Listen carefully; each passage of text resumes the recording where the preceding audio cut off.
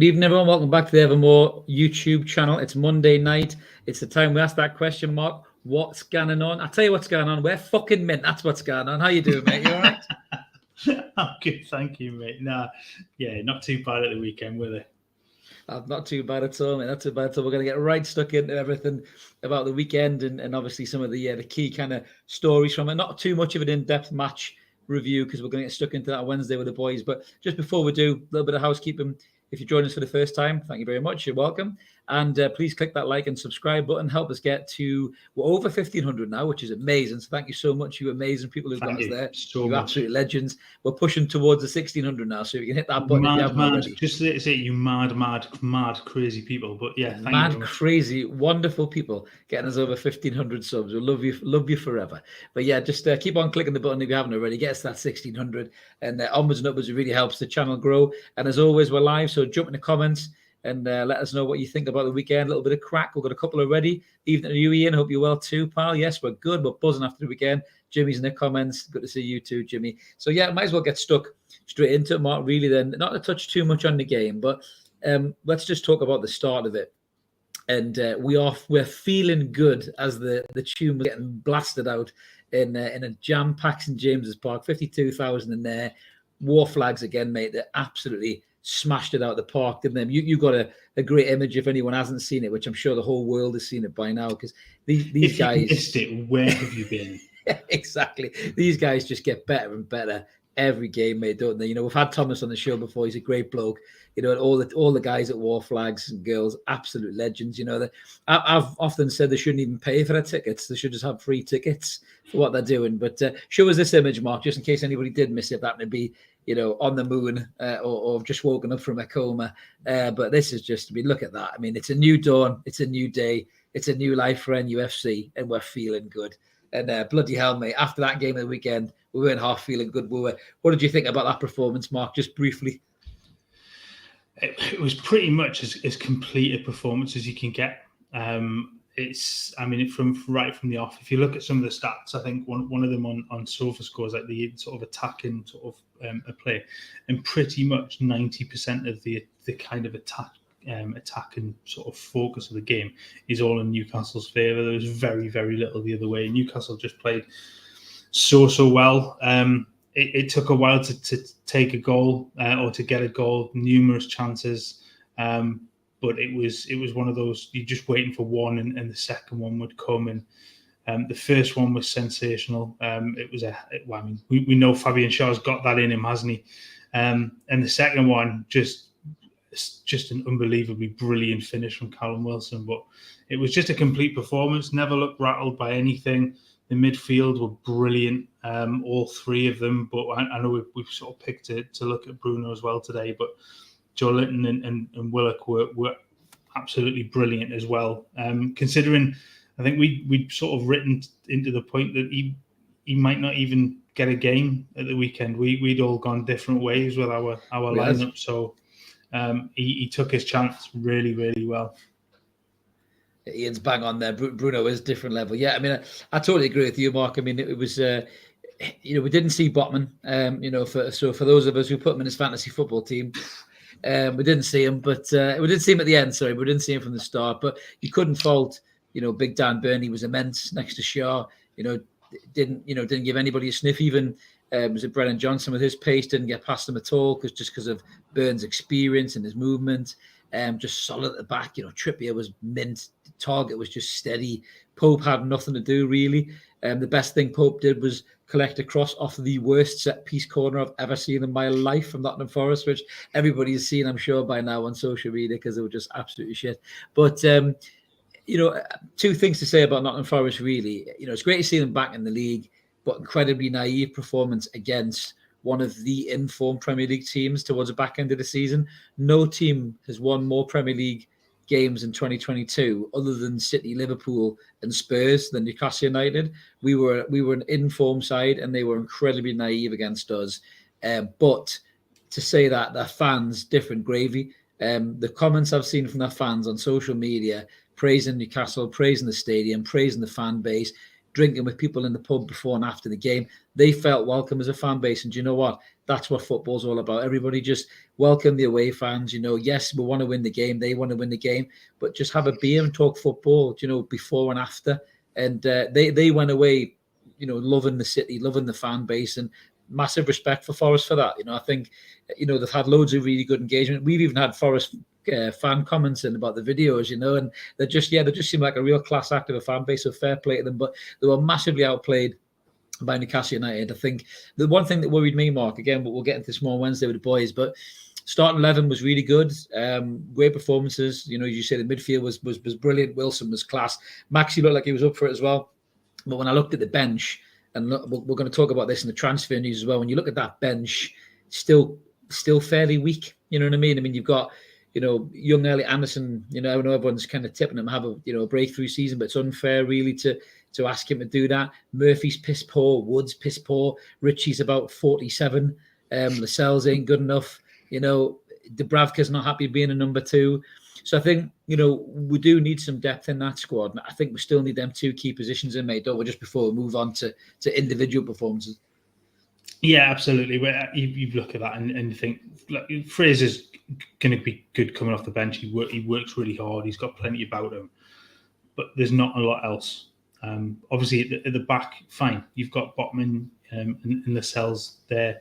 Lascelles was always going to be as cover if anything was to happen.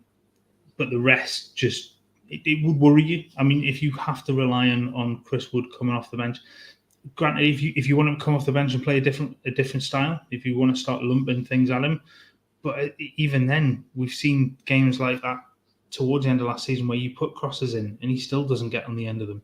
We saw that in pre-season where his misreading of the flight of the ball was atrocious. Certainly in the Atalanta game where you watch a couple of crosses come in and he was nowhere near getting to them. And he was there or thereabouts for the ball. He just couldn't time his run and his jump. So if you're relying on that, it's going to be difficult, especially if Wilson picks up a knock. But it's the attacking sort of side of that from elsewhere is an issue, like you're saying. Relying on that's beautiful. That's I love it. Do you know, I wouldn't be surprised if a 40 million quid bid's coming in, Stuart, to be honest with you. But no, you're totally right, Mark. I mean, Chris Wood, well off the pace. Just a couple of comments there. I think that the guys are agreeing with what I'm saying about the Forest fans. We're all humans, treat each other well, no matter what. Well said, Ash. And Jimmy agrees with me as well. Toon Leroy, we'll come on to you in a minute, mate. You've had a cracking week. I can't complain about anything in the game. The mighty Toon were awesome. Who are the lads? Absolutely, mate, absolutely. But it's a strange one though, because I think going into the season with so much positivity, and I think fans outside of what we've been feeling as a fan base, some of them don't get why we're so positive. But we've been seeing this for progressively for months and months towards the back end of the season. Some of the fans have noticed it, but we massively buy into what Eddie Howe is doing as a coach and the way he's got those players drilled. He knows his weaknesses in that squad. We'll get into that in a minute when we talk about the transfer talk. But yeah, you couldn't have asked for a better performance for the opening day of the season. Next week will be tougher. The week after that'll be very tough. So we're going to have tougher games to come than Forest. But just a little point on Forest before we move on. So Jesse Lingard's been getting loads of shit in the social media corridors. Mostly from me. Yeah, well, that's it. Mostly from me, not at all. But Talk Sport this morning, they were even talking about it. And I heard Laura Woods, Jamie O'Hara and Ali McCoy's talking about it. And the Jamie O'Hara was sticking up from a bit, saying that Newcastle away, it's a really difficult game. They're a great side. And I was chuckling myself thinking, God, your tune's changed in a few months, Jamie O'Hara. But Laura Woods was making a good point as well. She was saying that, when you're a guy earning 200 grand for a side like that, people expect you to make something happen. And he looks so off the pace, Mark, didn't you? Do you think Newcastle have dodged a bullet on this one with Lingard? When you look at the way Willock played and the effort he put in and the graft, and he was buzzing everywhere. Willock. The only thing missing from Willock's game was a goal, and I think he deserved one for the weekend, mate. Yeah, completely. You saw the total difference in the players, and Lingard just doesn't put that graft in, whether or not he's match fit or not. You just don't get that sort of graft from him ever. I don't think I've ever seen him play with that level of intensity. So I think it is a massive bullet dodge. Well, we say bullet dodge. Was there ever any concrete sort of link was. Yeah, I mean, we saw the ones in the background, but I don't think there was ever any genuine interest in bringing him here, because he was just going to cost too much money for not enough. Yeah, you're probably right, but I mean, I think I'm glad that we didn't have him. Give me a Joe Willock who's hungry for the ball like he was. Do you know what I mean? Which is absolutely brilliant. This is a fair comment actually from Ash there, who said, "I'm glad we didn't sign Lingard, but Henderson looked good." He did, to be fair. I thought Henderson had a lot to do, and he looked decent. I think if we'd signed him over Pope, we probably would have been pleased with that. I think he would have done all right. But there was, got to give a shout out to Steve Colby, one of our mates who listens. He put this on Twitter. I never saw this, but apparently was a corner or something. And Wilson went over and he took a swig out of Henderson's bottle and he tipped it all out, which is just like a brilliant piece of shit housekeeping by Callum Wilson there. So if anyone can find a clip of that, get it up on social media, because that's just superb. I love stuff like that. I absolutely love stuff like that. So just before we move on, Jimmy's saying Eddie could get a tune out of a knackered guitar. No doubt. He could probably play Stairway to Heaven on a knackered guitar, I think, the way Eddie Howe was made. And Ian saying he's got any missed the Forest match. He was on a stag watching a poor standard of football. Borussia Mönchengladbach. Then of us chatting 2-2 to cause confusion. Absolutely. Now, I'm sure the Mönchengladbach guys will want to watch us the way we're playing, Ian, if we keep playing like that week in, week out. But let's get stuck into the nitty-gritty, mate. There was one guy who stood out in the game. I think he's caught everybody's eye. He caught Shearer's eye. He's caught, I think, pretty much anyone who was watching's eye. And, we shouldn't be surprised. It's Bruno, and the brilliance of Bruno yet again. Mark, you've got some of the key stats, I think, haven't you, from Bruno's shift that he put in, mate? And just whack it up for anybody who's not seen it. Yeah, I mean, he was another one of those. I actually felt when the lineup sort of was announced, he might be a little bit deeper, but it didn't work that way, did it? He was all over the place. He very much patrolled that forward area again, where he was so effective last season. His passing was on point. He lots and lots of sort of key passes in and around the box where he was influential in everything. There were, shots and he was just so good. He was into everything. Everything flowed through Bruno. It was just a complete performance. I don't think his score reflects just how good he was. I think he's been done a little bit dirtier.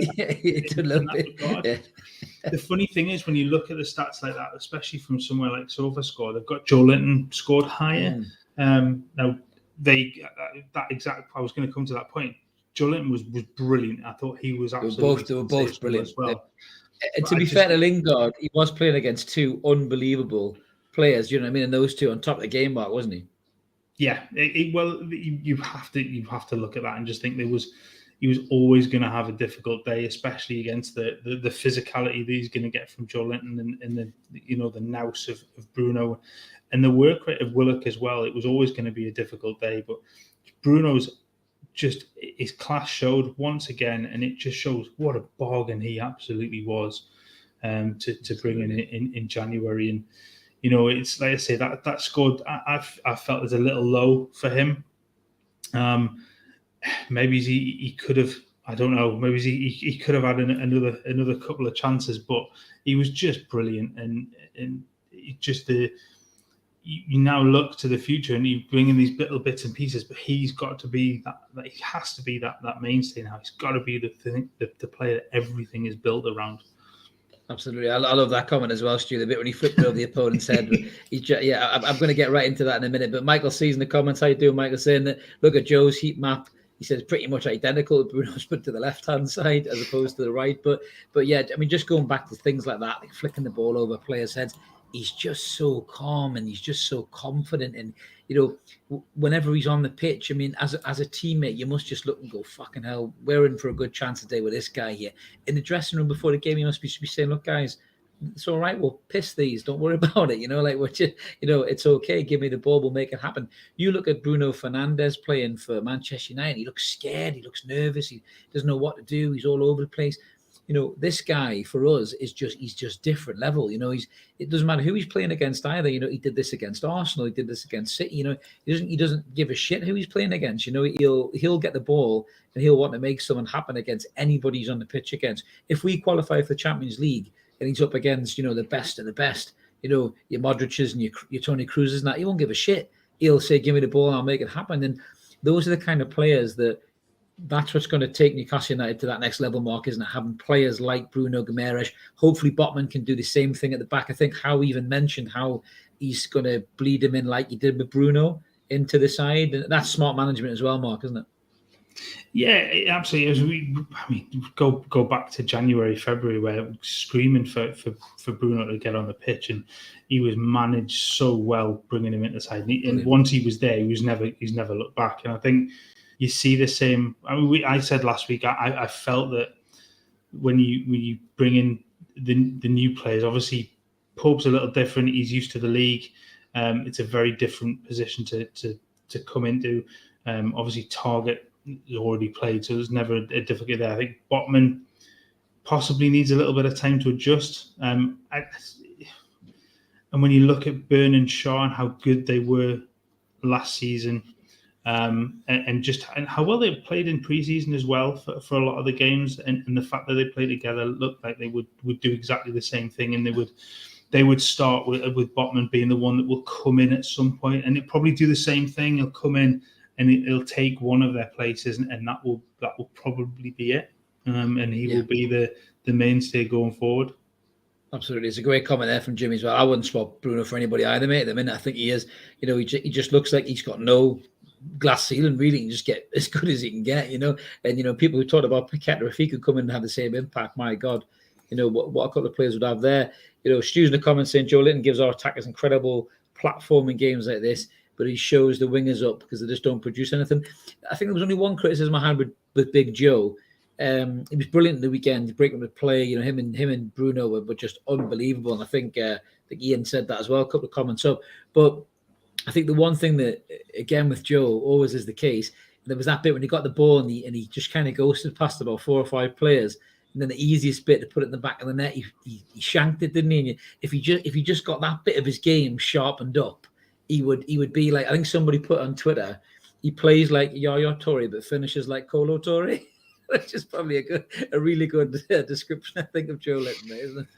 That's fair. I mean, that one where he absolutely burst through four players before, and you're just waiting for the net to bulge at that point, and then remember who it was that burst through. But I think somebody touched on his heat map, and you look at the two. It was Michael C. And it is absolutely almost identical the other way. Yeah.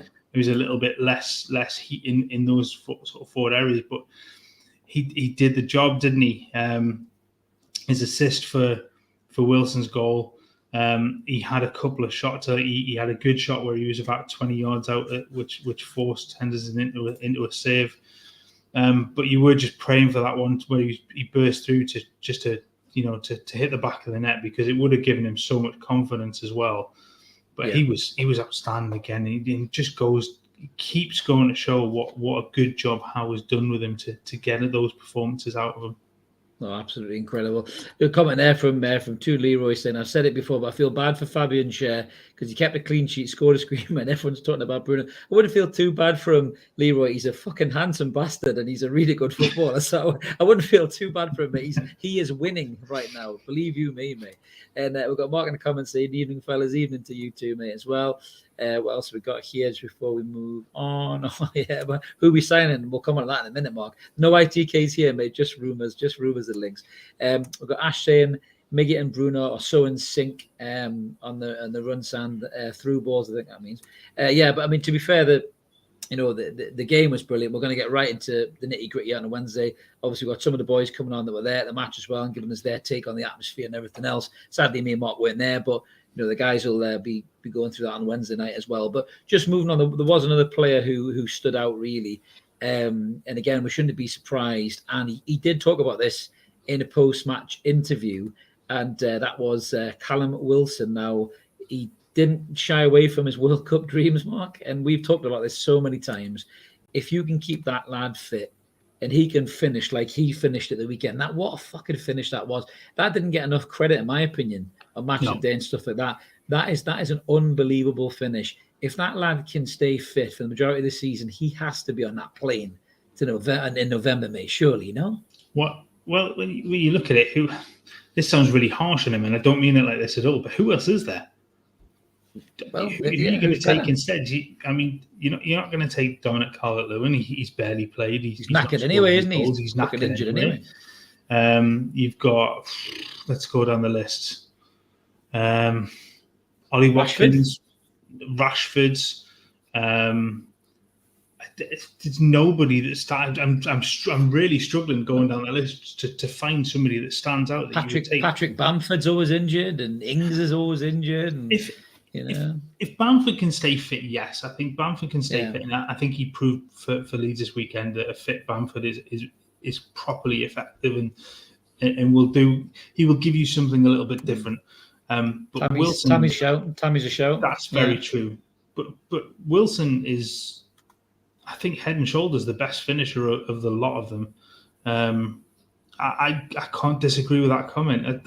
Sounds really strange for a Cascarino comment, because normally he does have some wild ones, but he's on the money. I think he absolutely is on the money with that, because I think so. As a pure finisher, he's right up there, and it's just about fitness for him. But if he continues to score goals like that for the next 3 months, there's definitely a seat on that plane for him. Well, and it's what he wants as well, isn't it? He wants to break into that squad. Well, this is his last chance, realistically, to go to a major tournament like that. I think, he's 30 this season, isn't he? He's maybe 30 already. He's next time the World Cup rolls around, he's not going to be able to play in that. He's not going to be a Cristiano Ronaldo, God bless him. He's in incredible shape as Callum Wilson, but I think by the time he's 34, in all fairness to him, he'll be, if he's still playing, he'll be probably at least in the Championship. Probably still scoring goals, to be fair to him, but he won't be playing at the top level. So I think this is his last chance really to go to a major tournament. And as you rightly say, mate, the only thing preventing Callum Wilson being in the England squad as a regular is his injury record. If he was fit, it's not like a situation with Shelvey, which we'll get onto in a minute. It's not like Shelvey when Shelvey was playing brilliantly under Rafa, and he wasn't anywhere near the squad. When Lascelles was brilliant, he wasn't anywhere near the squad. These players just aren't on Southgate's radar. Callum Wilson is on Southgate's radar. He knows how good he is, and he knows if he was fit, he would be in that squad.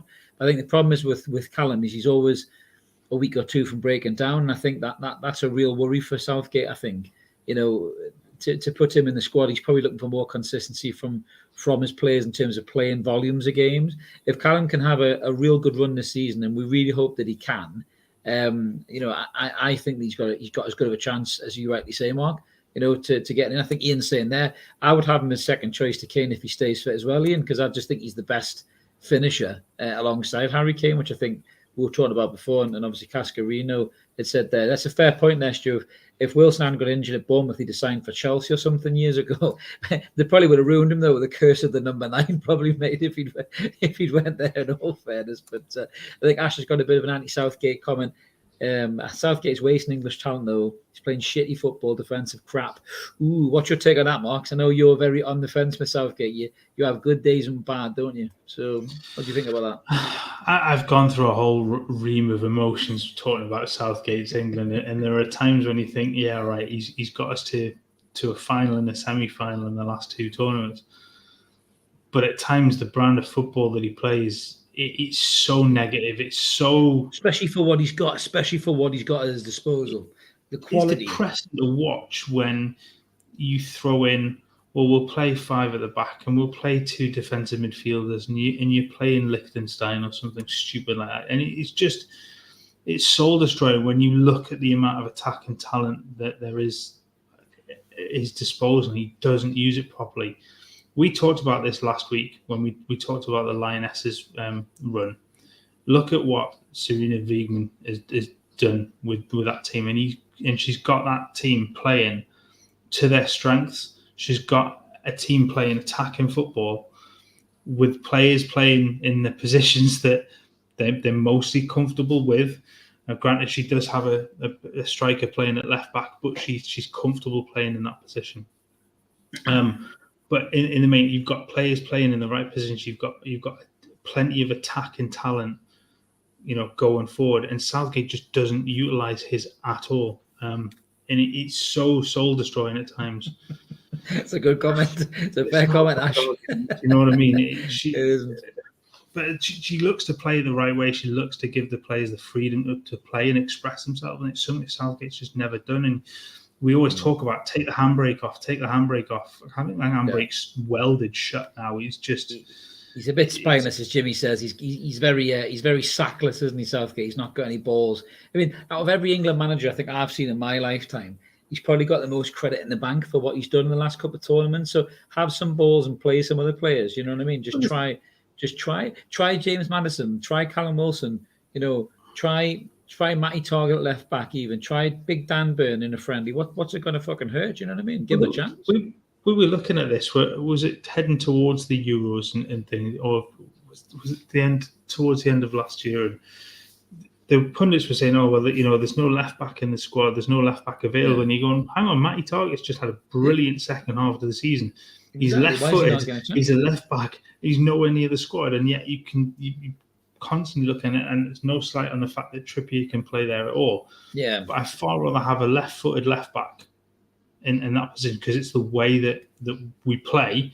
And it drove me crazy. And he always said that he would pick players on form. That went out the window instantly. It's just not. You've got players that were in the squad that should have been nowhere near the squad. You've got players out of form that were in the starting lineup. And we'll still see in the starting lineup. Maguire showed, didn't he? We've got totally into the other side, but Maguire had a shocker again. And yet he'll make the squad. He'll be in the starting lineup. It just it drives me crazy, man. Yeah, just honestly, he's just shite. Yeah, well, I would say shite's a bit harsh, but I think he's got to the point now where I think he's run out of ideas, and he's got such this wealth of talent at his disposal, and he's got to be so careful. And not that I want to lose Eddie Howe, Jesus, not at all. But you've got managers like Howe, you've got managers like Potter in particular, doing really, really well. He's got to be careful here because if he starts to wobble a bit, there's ready-made replacements in the Premier League for him right now. I mean, imagine Graham Potter that England team. I think he'd do fucking wonders on that England team, 100%. And I couldn't agree with that more as well, Michael C. Dan Burn is much better than Maguire. I would back Dan Burn every day of the week over Maguire. I mean, Jesus Christ. Maguire couldn't save a fucking quid if I opened him a savings account. He's dreadful, honestly. Let's put it this way. If every team in the Premier League played 4-4-2, there are 41... No, hang on. My maths is messed up completely. There are 39 centre-backs that are better than Harry Maguire. Where I got 41 from. I've just added a couple. Just to let everybody know, Mark is not Swiss Ramble, as you can clearly see, because he couldn't work that maths out. So if you think he's capable of the Swiss Ramble stuff, forget about it. That's not his game. It's 10:30 at night. If you'd done this at 10 o'clock in the morning, I'd have got that instantly. Yeah, of course you would have. Rachel Riley has nothing on you, mate. Absolutely not. Absolutely not. That's good. I love the links to Joe Linton as an England midfield powerhouse here in a few years. I hope he doesn't, Stu, because it'll ruin his game, mate. Let's just keep him flying high in the black and white for now. But yeah, so it's I'm going to get that one in as well. Fucking Harry Potter would play better football in Southgate. It certainly would be a bit magical, mate. It certainly would be. But so moving into the next. You have a wand of a right foot. He does have a wand of a right foot. Yeah. He's pulling out all the tricks. Mind you, he might just have like a midfield of like Matty Longstaff, Jack Colback, and any other ginger midfielder who can get in and try and get the Weasleys is his midfield. But it's just some of the news, I suppose, that came out just recently. Actually, I think it was breaking news did a little bit earlier on. We've had a bit of bad news in terms of the squad.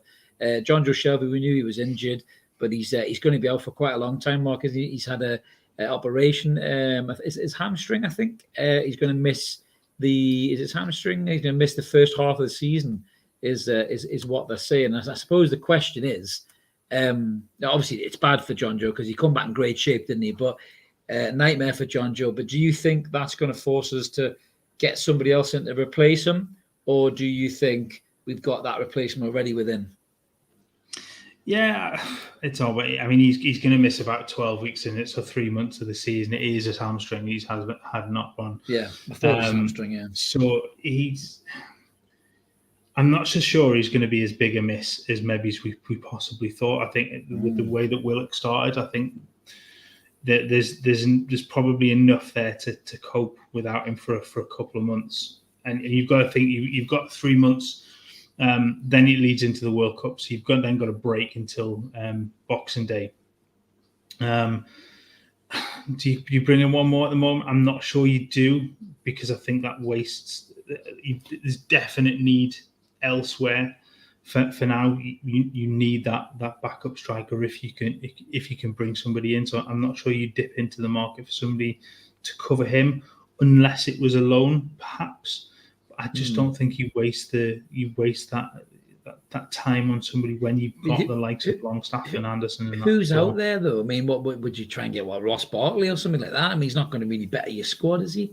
He was at loan at Villa and he was shit, really, wasn't he? He's not gonna really pull up any trees there. Arguably you could try and get a Conor Gallagher or something, but Chelsea don't want to loan him out because they didn't let Palace have him again. So why would they let us have him? So it's I agree with you. It's a real shame for Jonjo, because I think I think Mark's put in the comments there as well. I think that this could be his career messed up. Really, it'll take him the whole season to get back on song. But I mean, players get back a lot quicker nowadays, don't they, than they used to. I know we saw it with Callum Wilson last season. We thought that was him done for the whole season, and then he came back, played obviously a chunk of it towards the end, and same with Trippier and his foot. But I think the problem is with Jonjo, and he'll be gutted more ways than one, Mark, I think, because his position is so competitive in there, isn't it? All the players that are in there vying for that midfield three. Joe Linton and Bruno almost picked themselves, I think, the way they play. But that third spot next to them two, had Shelvey stayed fit, I think he would have started at the weekend. Do you think how trustsome? I think him and Bruno have got a nice link up with how good they both are on the ball. But as you rightly say, Willock put in the graft, and it's probably Willock's to lose. But do you think Shelvey being injured will mean Elliot Anderson stays, or do you think that's still dependent on whether we could strike a deal for Maddison? I think they've already kind of indicated that. I think that does probably mean that Anderson stays now. I don't think you risk him going anywhere. Didn't take up a squad place, does he either? So that's a bonus. Exactly. I'm not sure that even matters now. I think with you, because you're not going to have Shelvey back until after the window. It doesn't really. I mean, that's not going to really matter now. But I think it's just a case of you've got to keep those bodies around the squad, and I think he will get game time, possibly a little bit more game time than he might have done before as well. It's unfortunate for Shelvey, because I do think he was sort of written off by a lot of people before Howe came in, wasn't he? I mean, we ripped him quite a bit. Oh God, Jesus! And at times totally deserved, because he was awful. But he did look back to his somewhere near his best under Howe, and it is a shame for him, because I just think it's come at such a poor time for him, just as the momentum had changed with Newcastle, where he could be part of that for the next year or two. But I think the Anderson thing, I think it's already been sort of said that he'll stay. He'll sort of be the next backup, I think, in terms of that.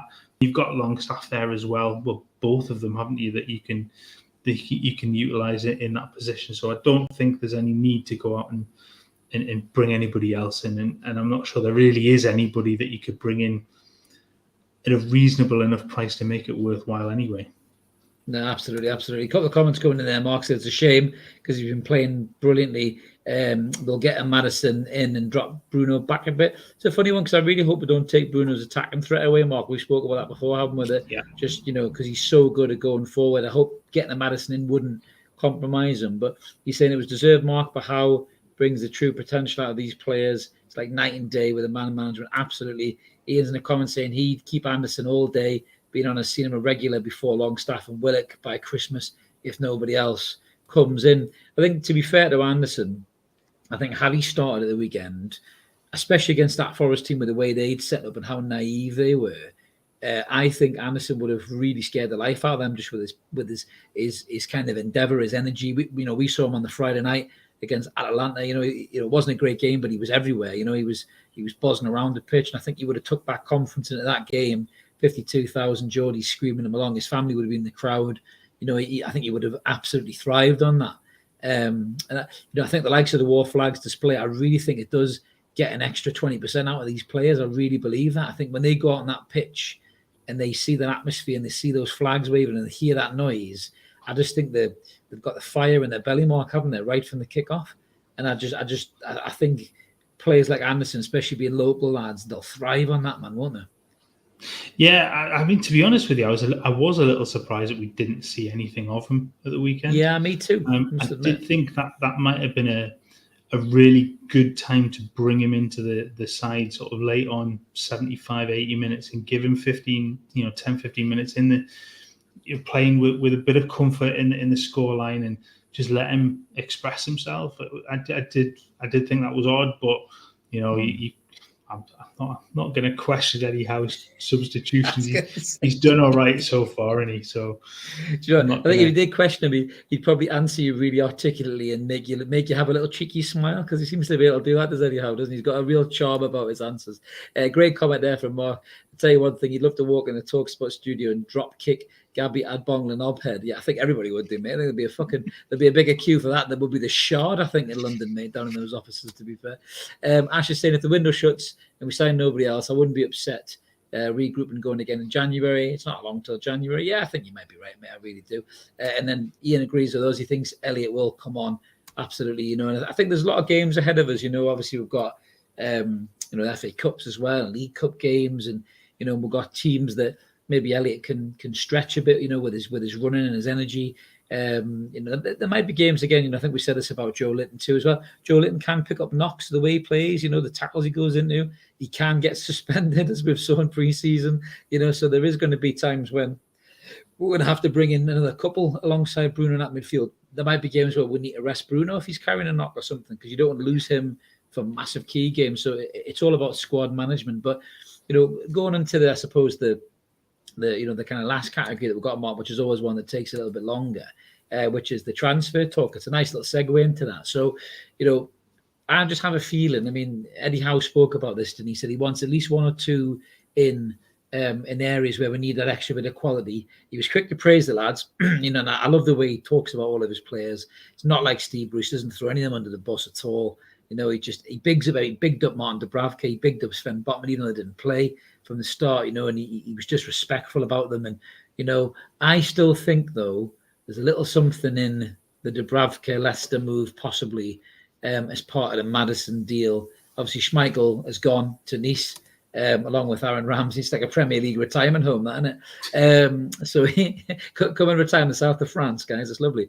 It's not a bad place to go, really, is it? I was going to say, they probably give him like a vineyard and a little boat as well. So him and Ramsey just having a little glass of red on the old yachts, But I think looking at that, Fabrizio Romano, which it's got a little bit of weight when he talks about it, is that he had said they're going to go back with a third bid for Maddison. And I just think there might be something in this Dubravka thing. He's made noises about not happy being a number two, or his agent did. Do you think there's a chance we lose Martin, mate, and we keep Darlow as a number two? Because he hasn't seemed to be going anywhere at the minute, Carl Darlow. It's gone very quiet, that. No, and I think that's a sensible approach from Newcastle to do that as well, to use him as a part of the deal if that's possible, because it helps bring the overall price down. If you've got a backup, and Carl Darlow's not going to start games, is he? We know that he might play the cup games, but Ash has got it. It's kind of stole my thunder there, mate. He's not an awful number two. There are far worse number two goalkeepers in the Premier League. Do you know what I mean? He's not a bad guy to have around. And the more you don't want three, because they're just going to trip over each other in terms of that. Nobody, the two and the three aren't going to be happy.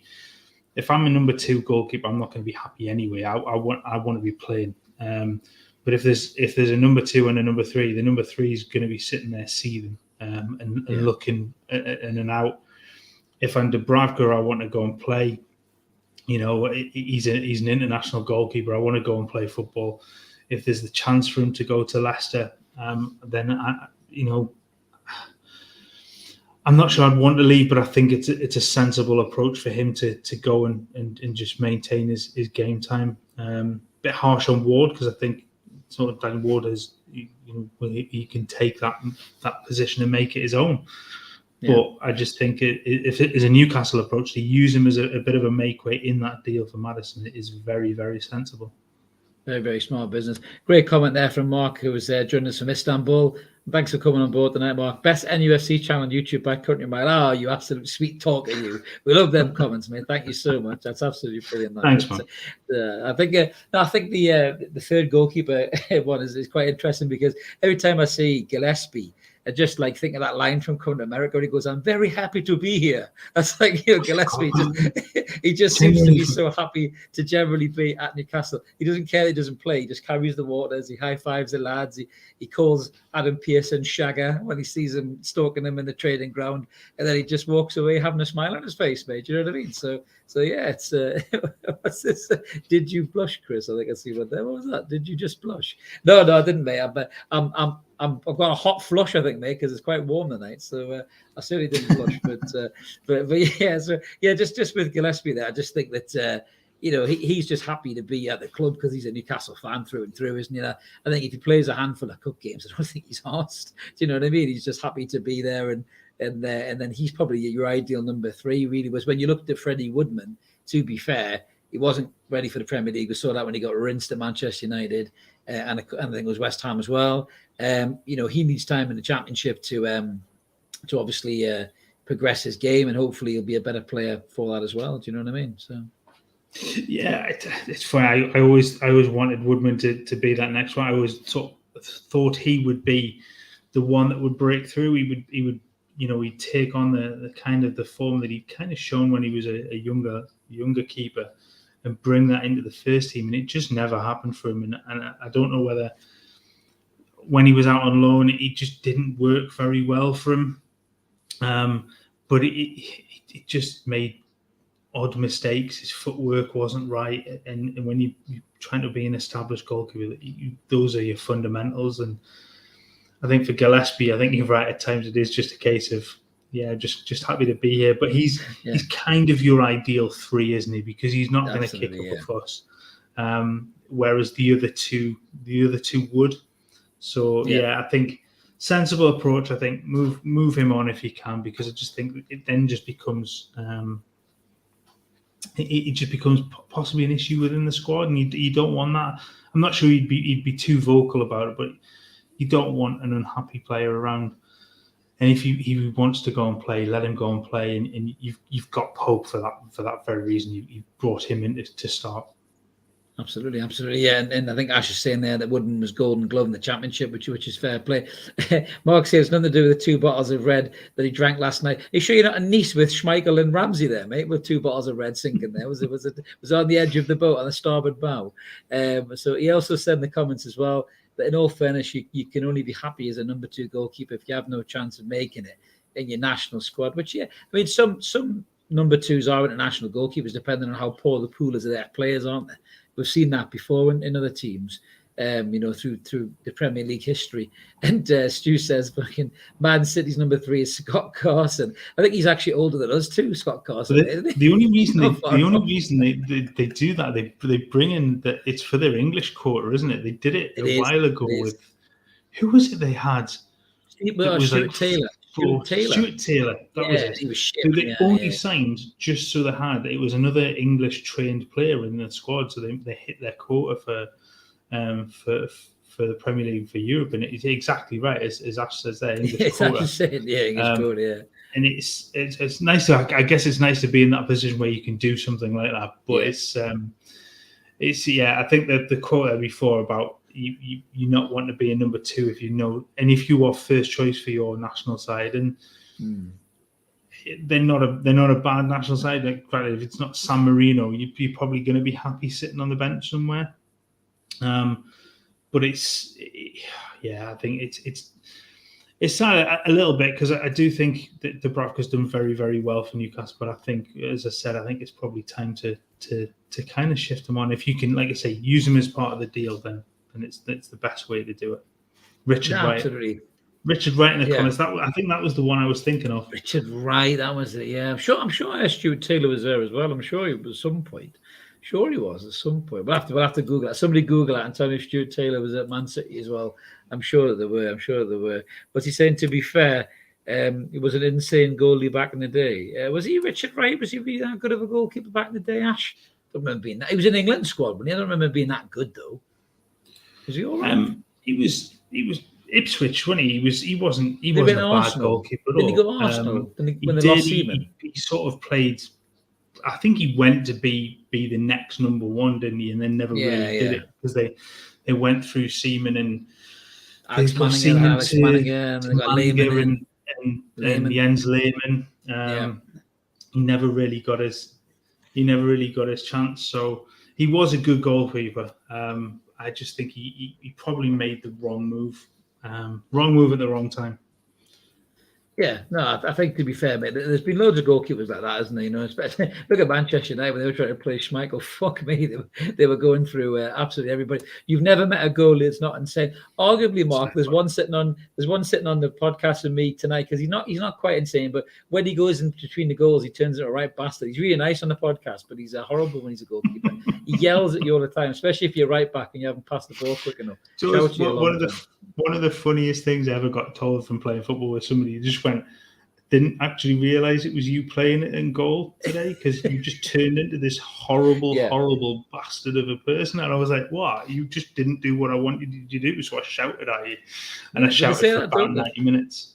I was going to say that as well. You've got to be slightly special to play in goal, so you know. You do. That's why I did it. You have to have a few. Blows to the head, I think, to be a goalkeeper. To be brutally honest with you, but I suppose looking at the looking at the player links, then, Nate, in terms of the transfer window. I mean, there's no secret we've got this position of right wing and striker. Obviously, Madison seems to be the marquee that we're potentially got a sniff at.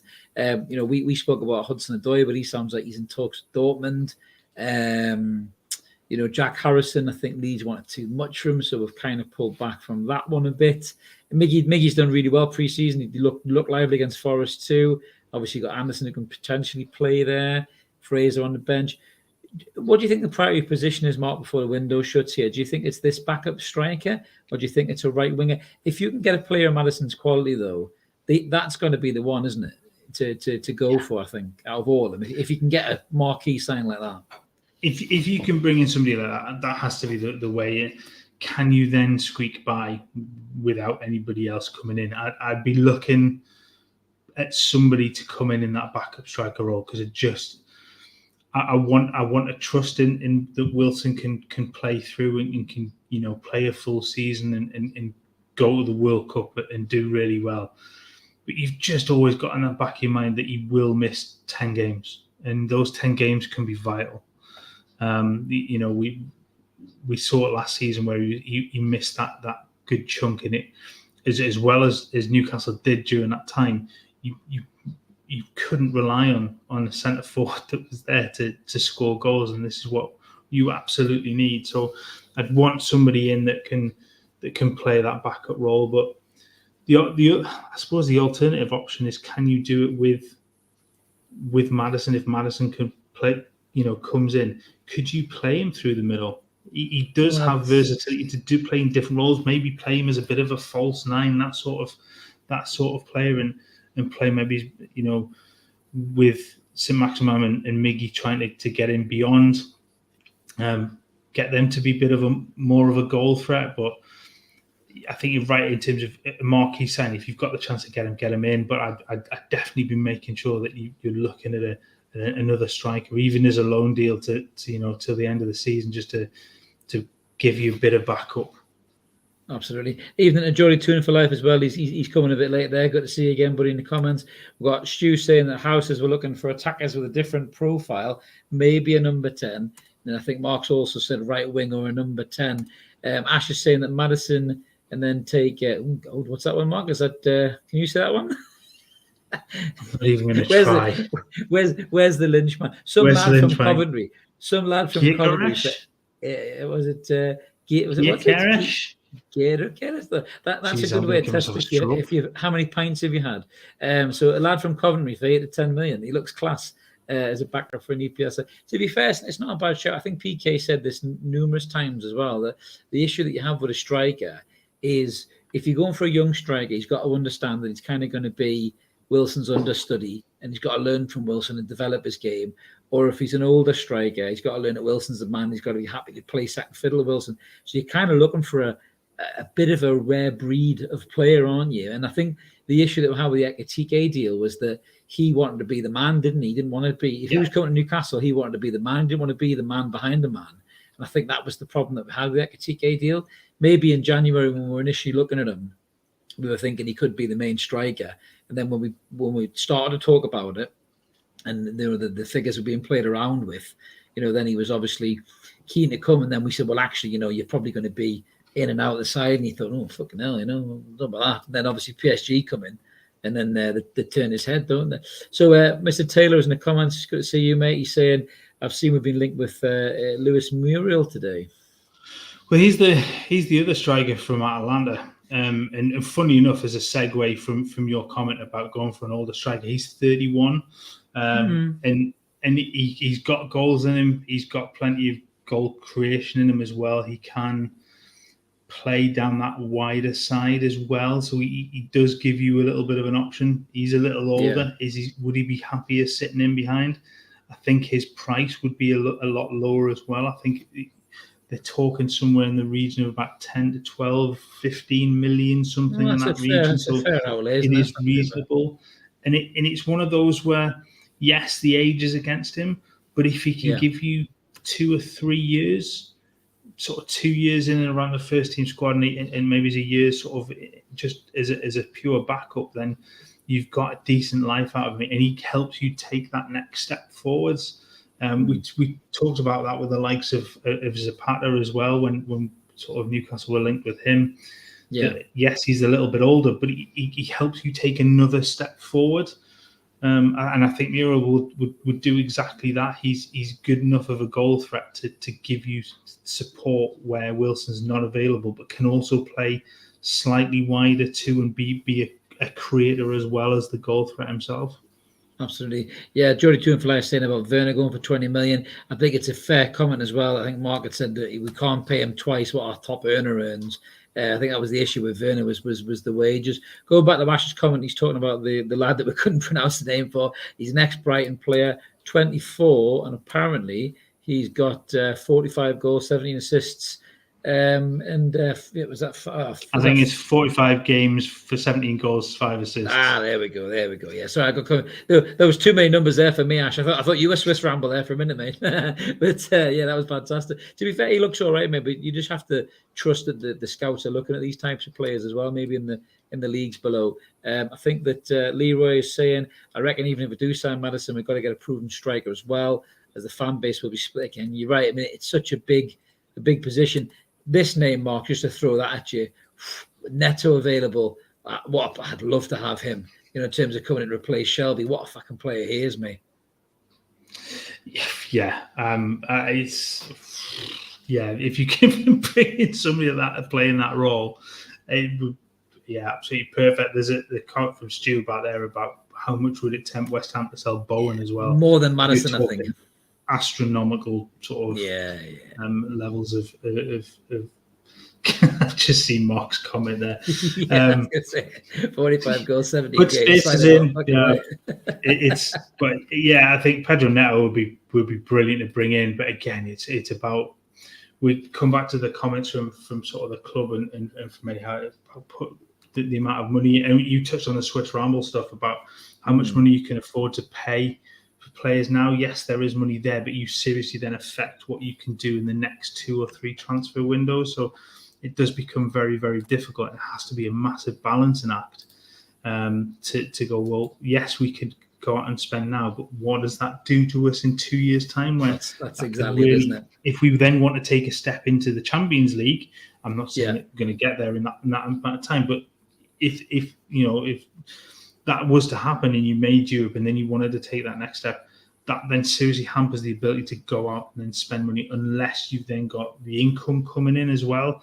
It'd be really difficult to go out and pay so much for a player like that. But yeah, would be a great signing. That was a long-winded way of saying it'd be a great signing. Yeah, absolutely. I think it not just on the top of what Kieran Maguire said when he was on our channel, Adam, which was a great episode. He talked about it, but then Swiss Ramble facts just backing it even further. That it's almost like a game of poker, isn't it? The owners are having to play that you can't just throw all your chips in or go too heavy and start throwing in money, because sooner or later, when you do need to have that win in hand, you're not going to be able to get it. Because you've gone too soon, too quick. So I think the more you see these types of things in that world of football finance and now the regulations and everything else. I mean, apart from Barcelona, who are just fucking playing chat manager with cheat mode or whatever the fuck they're doing. But if they don't get done by financial fair play, you might as well just throw the whole thing in the fucking bin, because that is just disgusting. But I think the owners are playing a game of poker, and this is why they're slowly building now. So when we are in a position where we need to buy Champions League quality players, they can pay the fees and they can pay the wages, Marcus, and that's what they're doing. Yeah, absolutely. You don't want to breach that, was it 105 million over 3 years sort of deficit, and then you really do stop yourself from being able to go out and buy the next one. And it doesn't sound an awful lot, but it quickly adds up. And even though Ashley left the club healthy in that regard, you just don't want to go out and hamper the next step. This has to be done sensibly. Yes, I think for all the calculations done, that Newcastle could have quite happily gone out and spent 500 million this summer and been fine with it, but you then wouldn't have been able to spend anything for the next 3 years. And it would have made absolutely no sense, and it would have got nothing this year. The commercial revenue wouldn't have just suddenly flown in. It would have increased, but you won't have Champions League revenue this year. Potentially, you wouldn't have it again next year. So then that problem with FFP then rears its head really, really quickly, and it does leave you in a really sticky predicament where those players that you might have brought in suddenly all want to leave because they all want European football next season if Newcastle haven't quite got there this season. Absolutely. That's a fair comment Mark's saying as well there. It's not about what you can afford rather than what you can justify. And I think, because the commercial revenue has been so shit over the years, we haven't got loads of sponsors here, there and everywhere. So I think that we have to be a bit smarter then, just for now anyway, next season or two. And then I think we'll be able to start making some big splashes. But we can buy one or two. And I still think Maddison will be one. But Patrick's saying maybe I'm romantic, but I want Paqueta and Hudson-Odoi. Take a striker on loan for now. It's not a bad shout, mate, to be fair. I think that there is some deals to be done. We've got to remember, Mark, there's still like a month left, isn't there, the window? So there'll be deals to be done in the kind of last week moving in, won't there? So I still think there'll be a lot of decent deals where clubs will want players off their wage bills, won't they? So we might, if we just kind of hold the position, we might actually be able to get some decent players in towards the back end of the window, possibly. Yeah, there's plenty of time left. Let's not forget we've not started the season, and within a week you've got the transfer window to come. Obviously, the season started a bit earlier this year, so there's plenty of time before the end of the month. So there's still lots of time for them to go for deals.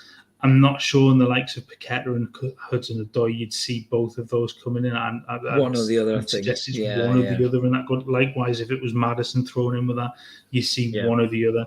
I think you possibly see one attacking wide, number 10, that sort of player, and then maybe another striker that can potentially play wide as well, because that's the other alternative. You look at a dual sort of role player that can play wide or play through the middle quite comfortably, and you fill both roles effectively in one go. Absolutely. Morgul's just saying there, lots of clubs are struggling to buy a striker. It's pay premium or you wait for them to run their contract down. A lot of them seem to be running their contracts down because they want the big sign-on fees, isn't it? They want the big wage. Well, it's like a big wage boost, isn't it? They get all that money. Ash is agreeing with me that Barca are pure shithouses. FFP will get worse after this or scrap. Just a little bit on this Barca one, mate, before we wrap up. I mean, what the fuck? How the fuck can they get away with doing what they're doing? It's like some kind of weird plot line from some kind of NBC American show here. They're making fake fucking companies up and fake bids and paying themselves out what they paid for the company and all sorts of stuff. Well, it's nonsense, mate. I hope La Liga stick to their guns with this, because the whole thing of them, they've basically paid themselves 150 million to try and give themselves more money back into the club from the sale of the TV rights. How the fuck can you do that? but the La Liga, they basically shot themselves in the foot by doing it, because Spanish law says that they've got, I can't remember what it's the tax or whatever you pay on it. So they have to pay out 23% of that 150 million that they said they've got in, even though they haven't got it in. So then I have to pay that out. But the La Liga have ruled that they've said they're not going to accept that. So it's only the money they've got from the other company that they can use. They're still trying to work down some of the contracts with the players. They've told Frenkie de Jong that they now consider that the deal that he had when he got a new contract, there was criminality involved in it. So they want him to revert to his original contract, which would bring the money down. They're an absolute mess. They're an absolute joke. They've got 5 players that they haven't been able to register for La Liga. There's now the Lewandowski being one of them. Yeah, exactly. Marcos Alonso seems to be signing for them today as well, or over the next couple of days for another 10 million. Jesus. So that'll be 6 players. Saying they're going to sue De Jong as well. They're going to sue Frenkie De Jong. They basically said that I can't remember the quote now, but something like there was criminality involved in the contract. They wanted him to revert to it. There we go. So they told him in July that they had evidence of criminality around the contract given by the old board, and it was cause for legal action versus everybody involved. Barcelona asked him to annul the deal and revert to his previous terms, in which case they don't want to pay him. They'd also told him that they essentially begged him to leave, but he was like, "Well, I'm not leaving until you pay what you owe me." Too right. So. And I think the same with Martin Braithwaite as well. He basically said that he's shit, leave. Though, isn't he? At least De Jong's a good player. But he's worth an absolute fortune away from football. Off the pitch, he's a very clever player, a very clever man. Sorry, but he's not a great footballer. But he's dug his heels in and gone, "No, I'm not going anywhere unless you pay me what you owe me." So no, I would. Who would? What a basket case of a club, isn't it? It's just bananas. For everything that we want to be as a club, fuck me, we don't want to be that. My God, I mean, what an absolute shit show of a club that is. Just before we wrap up, a couple of the comments coming in there. So Mark certainly thinks 90% of the Toon fans will be surprised with the business we do by the end of the transfer window. I hope you're right, Mark. I really do. We've had trolls in there before as well. I think Kink was saying Ekatike wasn't even on the bench yesterday. We should sign Paqueta and Hudson-Odoi. I think Mark's right. I think it'll be one or the other lads, to be brutally honest with you. Toon Leroy is saying, now it's happening to anyone, yet there hasn't been overturned for breaking FFP. They're waiting for us to do it, make an example of us. Yeah, I don't disagree with that, mate. Just while we've got you on as well, Leroy, Mark has a lovely little slide, I think, actually, to show you before we sign off this evening. So as everybody who knows who's been playing the Evermore FPL this season, even I'm playing, and I never play FPL. I normally don't know what the fuck I'm doing, but I respectfully was 24th this week. But I haven't finished in the top 10. And just to give Leroy a shout out there, as you can see, that's after week 1. Leroy's Toontastic is leading the way on 95 points. Then we've got Botman Forever. I love these names, which is Dean Jameson. We've got Sports Wash FC. These are beautiful names. Top Toon. We've got Marla, Too Cool, Fearless, AC Winks United. How about those? That must be Magpies, I think. Magpies. And then we've got Game of Thrones, which is our very own Mark here, and he's buzzing because he's in the top 10. We've already been winding the Lynchman up because he can't stand the fact that he's not in there. He's trying to hide it well, but he's such a competitive FPL player, the Lynchman. I can't wait to get him on Wednesday. We're going to have some fun with the Lynchman, I think, about this on Wednesday, mate. But so if it's good to be on board, mate. We're all having a big crack with it, aren't we? So yeah, let's see how it goes. I've stopped the count already because I'm top of the Evermore sort of mini league within the league. So the league is over. The league is done. The league is done. I wouldn't mind. Obviously, we've got Leroy who's top. The lad who's second, I work with. So it's I'll get it in the neck from him tomorrow, probably when I'm back at work. Oh God! Ash is buzzing. He said he got 87 points. No, he got 95. Absolutely class. Well done, Ash. He's top of his mini league by 22 points. That's fantastic. Well, as you mentioned, the prizes actually, Ash. You know what we're doing with this at the end of the season is we're going to have a prize, and the prize is going to be a Newcastle shirt. Either a home or away one. So obviously we're exempt from it. We can't win. None of the Evermore boys are going to win it. So it's all just the so don't get too excited, Mark. So it's just everybody's playing along who's a viewer. Then you guys can win it. Ash is loving your name, Game of Thank Thrones, you. genius, absolutely brilliant. And yeah, we've got thanks a lot, Mark, lads. Keep up the good work, absolutely. So yeah, I think that's time to wrap up, Mark. We've gone just over the hour there. So thanks for the comments, guys. We love having you on board. It really helps it flow, and it really helps the channel grow as well. As we mentioned at the start, if you're new to the channel and you haven't clicked the button, please do so.